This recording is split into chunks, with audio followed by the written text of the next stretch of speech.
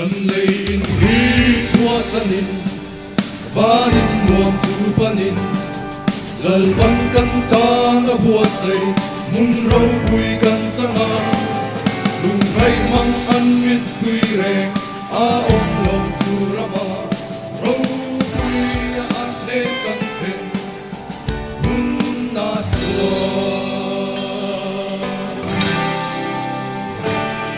chu le sa na om to long le ram hi kan bel hun chuan pui ro pui kan lao lo kan nal pa e nga chuan buat ma ro pui chu sin din le lung re kan ngai lo ro pui a le kan phen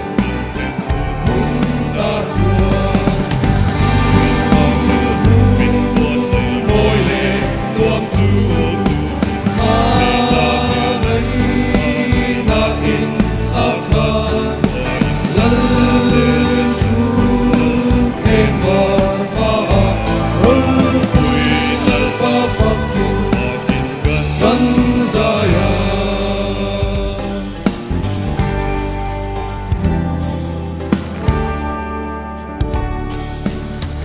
lung hi lo cha vin lung nai ta lo thing chi din